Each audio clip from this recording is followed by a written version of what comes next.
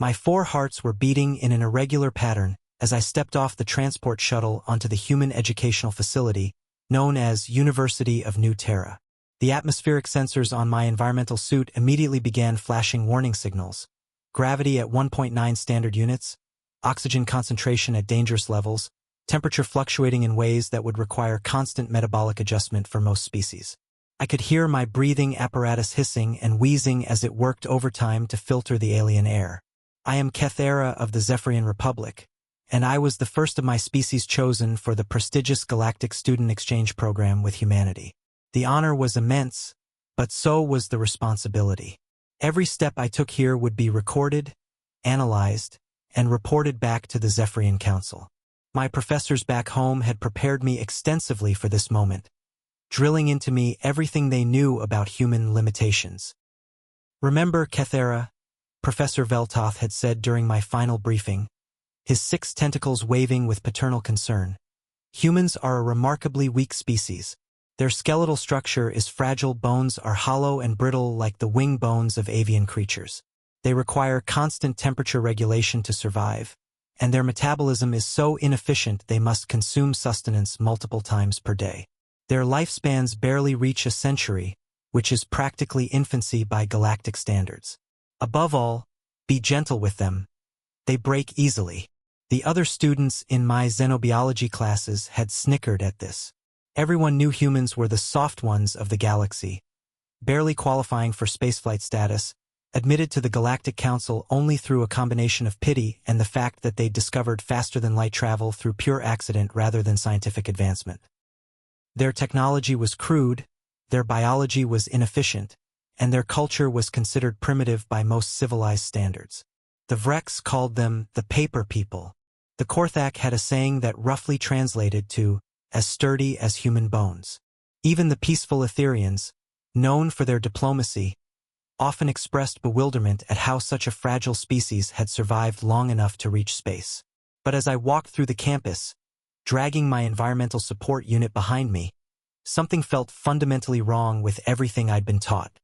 The human students moved with a fluid grace that seemed impossible for such supposedly fragile beings. Their steps were confident, purposeful, covering ground with an efficiency that made my own careful, measured movements look clumsy by comparison. One female, probably young by human standards, though their aging patterns were still mysterious to xenobiologists, walked past me carrying a stack of what appeared to be educational materials. The stack must have weighed at least 40 kilograms, possibly more. She wasn't even straining. Her breathing was normal, her posture upright, and she was simultaneously operating a small communication device while navigating through crowds of other students.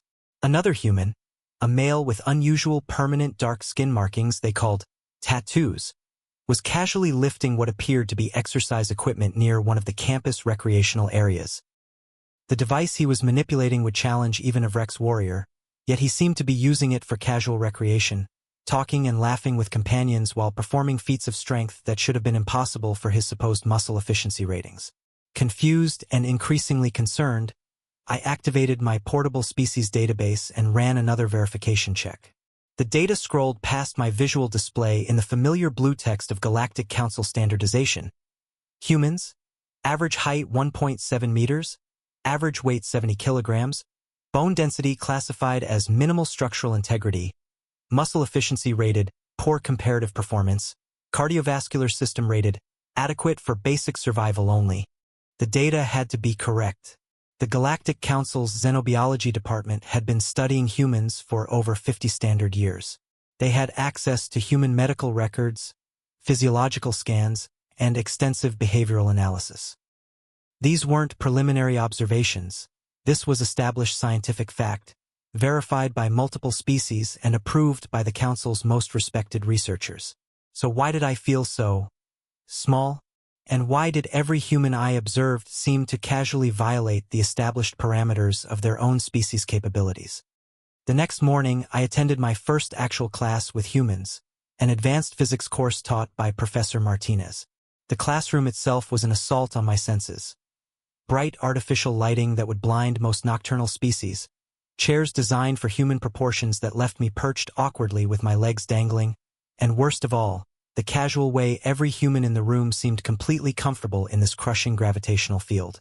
I had spent the entire previous night in my dormitory, running calculations on my portable computer. The gravity differential between my homeworld and Earth was 1.87 times standard, enough to require mechanical assistance for most galactic species. Yet these humans moved as if they were floating on air. Some even seemed to prefer it this way, with several students mentioning they felt heavy when visiting low-gravity space stations.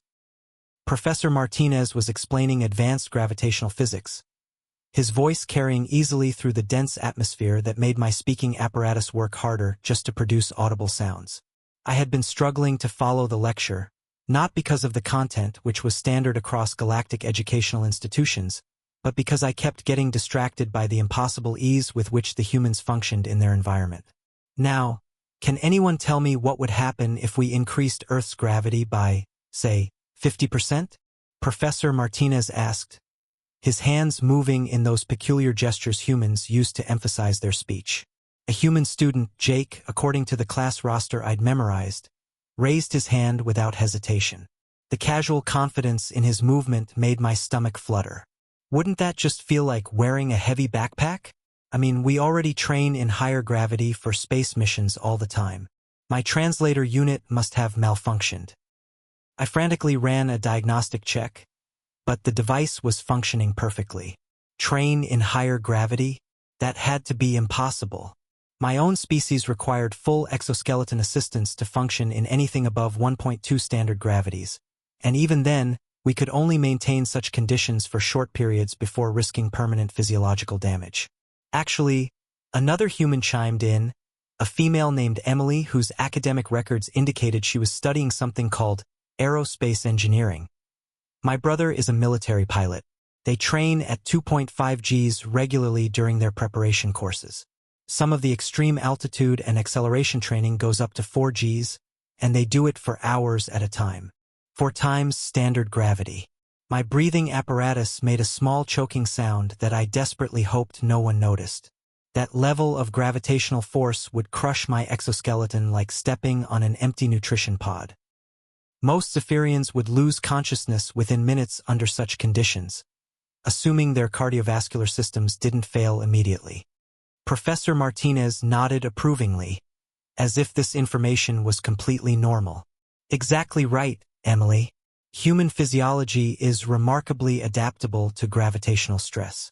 It's actually one of the primary reasons your species has become such natural space pilots and explorers. Your bodies automatically adjust to different gravitational conditions in ways most species simply cannot. I frantically accessed my database again, running cross-references and verification protocols.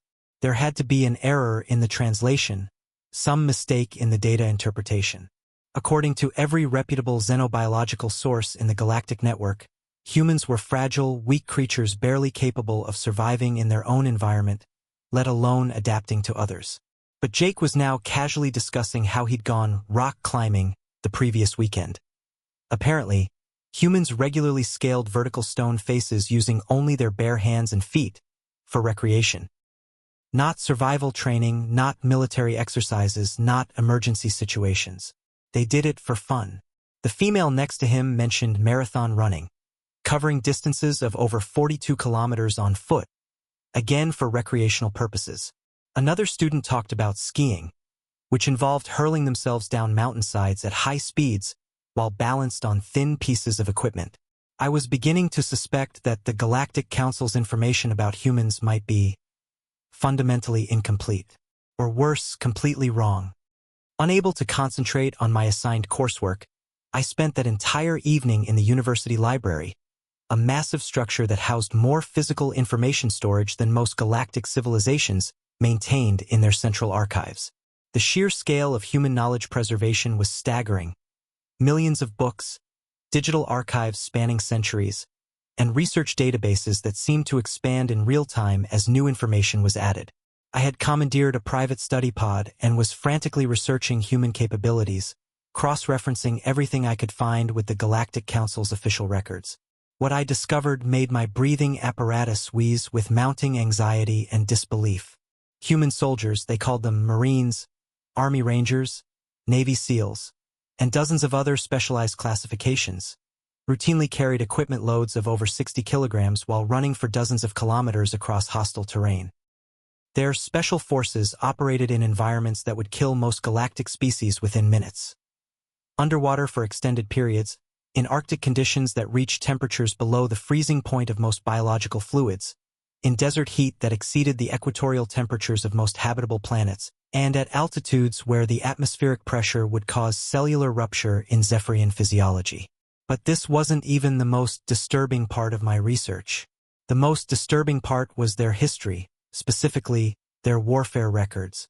I discovered extensive documentation of something called World War II, a global conflict that had consumed their entire planet for over 6 years. The casualty numbers were incomprehensible. Over 70 million deaths, entire cities reduced to radioactive ash, and through it all, human soldiers had continued fighting with a ferocity and persistence that made the infamous Krex battle clans look like children playing war games with toy weapons. The individual combat records were terrifying. There were documented cases of humans continuing to fight effectively after losing entire limbs, after suffering injuries that would require months of intensive medical care for a Vrex warrior to survive. One record spoke of a human named Audie Murphy who had single-handedly held off an entire company of enemy soldiers, over 200 combatants, while standing on a burning tank destroyer, using its mounted weapon until it ran out of ammunition, then continuing to fight with handheld weapons. Another military unit caught my attention, a group called the Night Witches. These were human females who flew bombing missions in primitive atmospheric aircraft, operating under conditions that would challenge modern spacecraft. They had completed over 30,000 individual sorties, flying multiple missions per night, every night, for years. I cross-referenced this with Galactic Council military records for comparison. The most decorated Zephyrian warrior in our planet's history, General Kethvorn the Undefeated, had completed 847 combat missions over a distinguished 30-year military career and was considered a living legend. These human night witches had averaged over 800 missions each, in less than 4 years of service. And they were supposedly the weak species. I spent hours verifying the dates on these records, running authentication protocols, checking multiple sources. This wasn't ancient history, this was barely 2 centuries ago, practically yesterday by galactic standards. Some humans who had participated in these conflicts might still be alive, walking around campus, attending classes, complaining about homework assignments. My hands were trembling as I began to realize the horrifying truth. The Galactic Council hadn't been protecting other species from humans. They'd been protecting humans from the knowledge of their own capabilities. The next day, still reeling from my library discoveries, I made what would prove to be a catastrophic mistake. I agreed to attend what humans euphemistically called gym class with my dormitory neighbor, Alex Thompson, a third-year student studying something called kinesiology, apparently the science of human movement and physical capabilities. "It'll be fun," he said with that terrifying human expression called a smile, his facial muscles contracting in a way that somehow conveyed pleasure rather than aggression. "Just some light exercise to help you adjust to campus life." The word light in human terminology, I was beginning to understand, required careful interpretation. The gymnasium was a cathedral of horrors that defied every principle of civilized behavior I had been taught. The building itself was enormous, roughly the size of a small spacecraft hangar, with impossibly high ceilings and artificial lighting that could have powered a small city on Zephyria. The air was thick with the scent of something humans called sweat, their primitive but apparently effective biological cooling system. Humans were voluntarily subjecting themselves to elaborate torture devices they collectively called equipment. One group was repeatedly lifting metal bars loaded with circular weight discs. Some of the bars were actually bending under the tremendous load. The humans performing this activity showed no signs of distress. In fact, they seemed to be enjoying themselves, making encouraging sounds to one another and celebrating when someone lifted particularly heavy loads. Another group was running in endless circles around a marked track for no apparent survival-related reason. Their faces flushed with exertion, their cooling systems activated to maximum efficiency. Some had been running for over an hour according to the timing devices they wore. On Zephyria, Sustained running was only used for emergency evacuation scenarios. But it was the third group that nearly caused me to activate my emergency medical beacon. They were hitting each other, deliberately, with considerable force and apparent enthusiasm. "That's the boxing club," Alex explained with the same casual tone he might use to discuss weather patterns, as we watched two humans deliberately strike each other in the facial region with their closed fists. "It's great cardiovascular exercise. Really gets the blood pumping." Cardiovascular exercise. They were describing voluntary combat as a method of improving their circulatory system efficiency. I watched in horrified fascination as one human, a female barely 1.6 meters tall and perhaps 55 kilograms, struck her opponent, a male easily twice her mass, with enough kinetic force to shatter Zephyrian exoskeleton plating. The impact produced an audible sound that made my breathing apparatus stutter. The male she hit merely shook his head as if clearing minor disorientation and continued the exercise, apparently uninjured. "Want to try?" Alex asked, his expression bright with what I was learning to recognize as human enthusiasm. I nearly activated my emergency teleportation beacon, backing away so quickly I collided with a wall. "And no, thank you. My species doesn't. We don't engage in recreational violence." Alex laughed. Another disturbing human vocalization that somehow indicated amusement rather than aggression. "Violence? This isn't violence, this is just exercise. You should see what the rugby team does during practice." I didn't want to know what the rugby team did.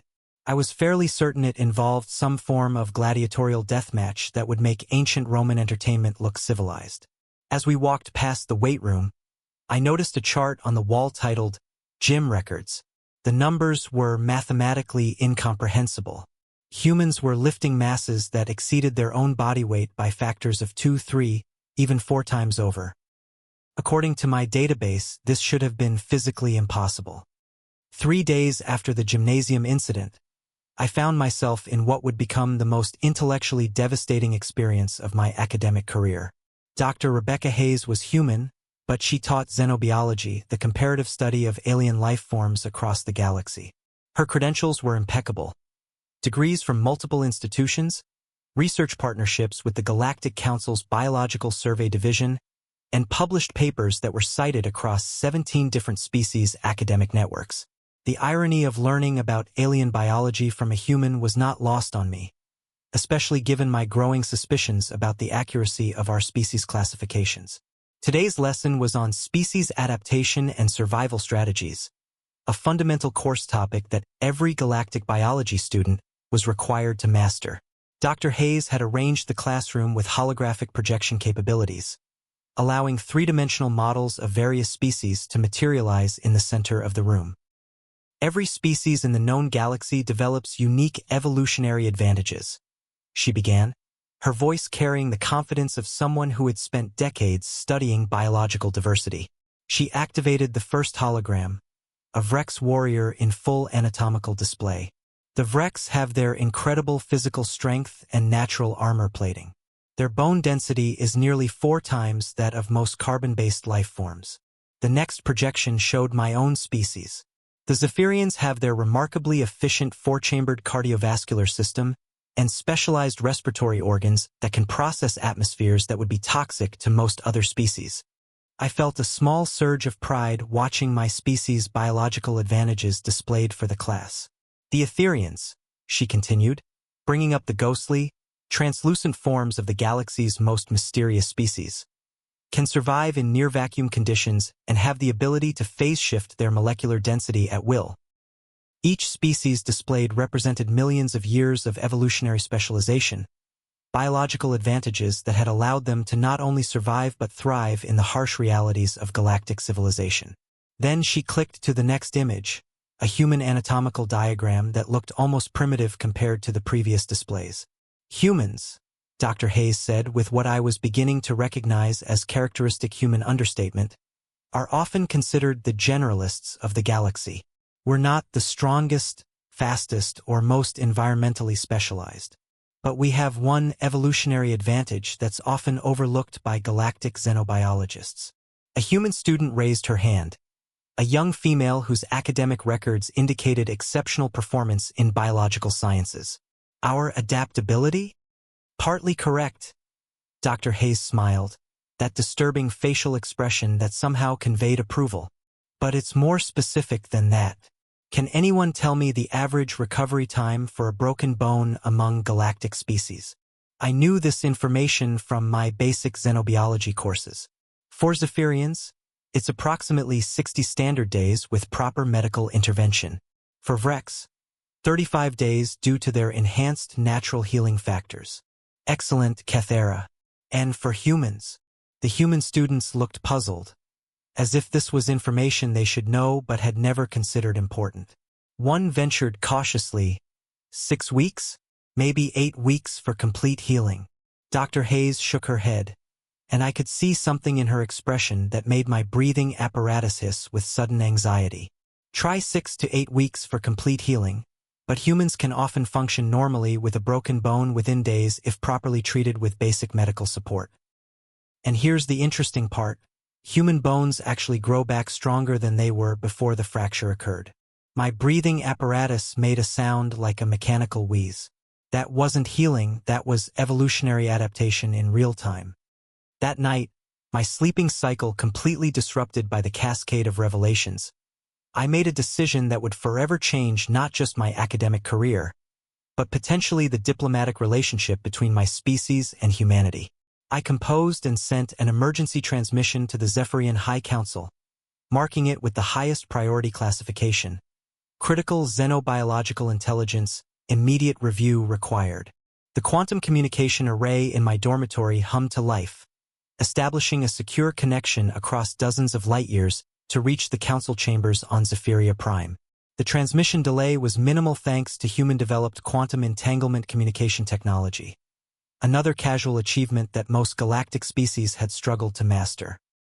Honored council elders, I began, my 4 hearts racing as I carefully chose words that could potentially reshape interspecies relations. I regret to inform you that our fundamental assessment of human biological and social capabilities may be not just flawed, but catastrophically incorrect. Over the next several hours, I transmitted everything. Detailed recordings of humans casually functioning in crushing gravity, documentation of their voluntary combat training, historical records of their warfare capabilities, medical data about their healing and adaptation processes, and video footage of what they called recreational activities that would be classified as extreme survival training by most galactic military organizations. The response came faster than I had anticipated, arriving within 6 standard hours. Professor Veltoth himself appeared on the holographic communicator, his 6 tentacles writhing with what I recognized as extreme agitation. Behind him, I could see several other council members, their expressions grim. Kethera, Professor Veltoth began, his voice carrying the weight of someone who had spent decades studying xenobiology. These claims are not just unlikely, they are fundamentally impossible according to all established biological principles. Humans are weak. The Galactic Council has classified them as barely spacefaring. They've been members of our interstellar community for only 50 Earth years and have contributed little to galactic civilization beyond basic trade goods and raw materials. I had anticipated this response. The evidence I was presenting challenged not just academic theories, but the entire foundation of how the galactic community understood human integration. Professor, with the deepest respect for your expertise and experience, I believe we have been measuring entirely the wrong metrics when assessing human capabilities. Explain this assertion clearly, student. I activated my prepared data presentation, the same information that had been keeping me awake for days. We have been comparing humans to other species at their baseline biological capabilities. But humans, I have discovered, do not operate at baseline. They continuously and deliberately push themselves far beyond their natural physiological limits as a standard cultural practice. I began with the athletics footage, humans running distances that would require mechanical assistance for most species, lifting weights that exceeded their body mass by impossible ratios, engaging in combat sports that would be classified as torture by most civilized standards. This human is mountain climbing, ascending nearly 9 kilometers of vertical stone surface in an atmosphere with 1/3 normal oxygen content. They do this voluntarily, for what they term recreation and personal challenge.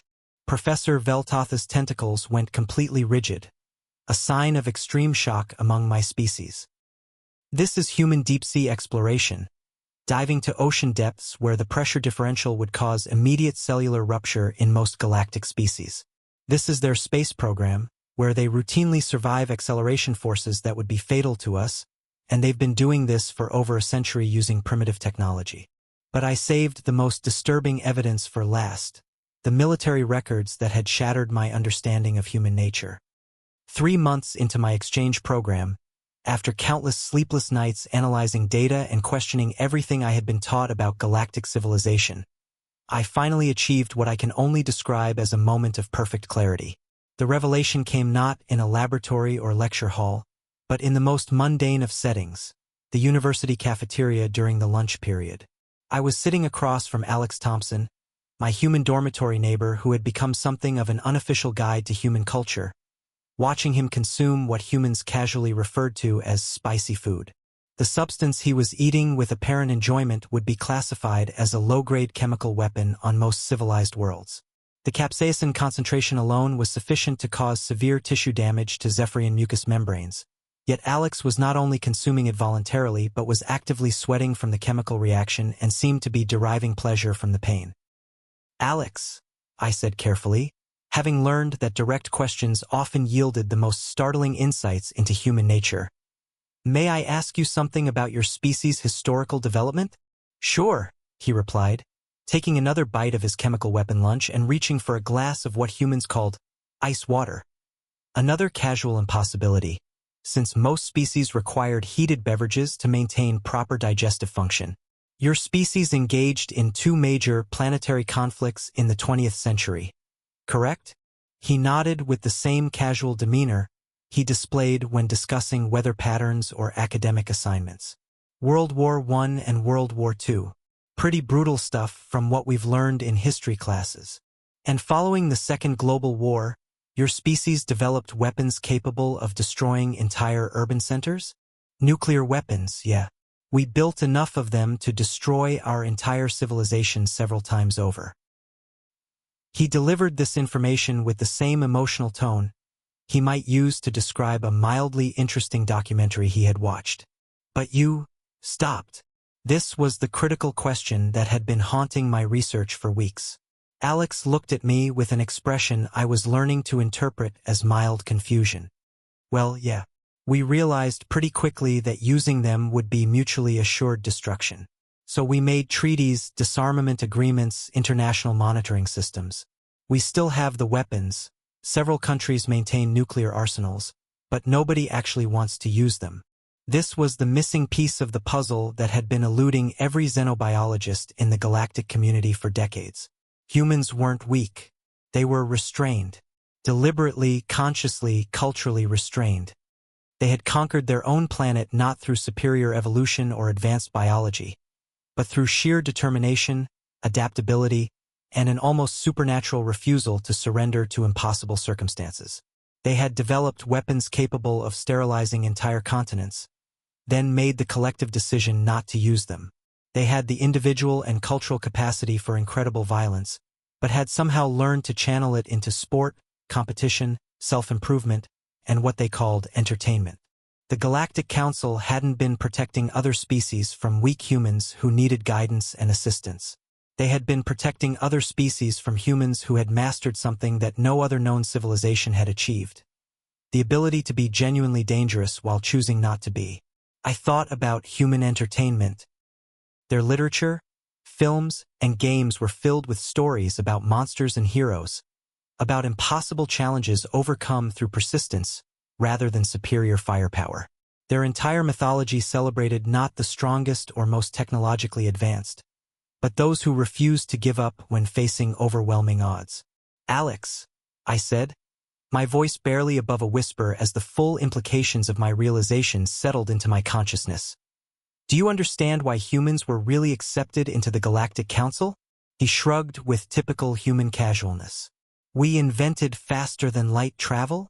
"No," I said, finally understanding the truth that my professors had either missed or deliberately concealed from us. You were accepted because you're the only species in known galactic history that figured out how to be genuinely dangerous and still chose restraint.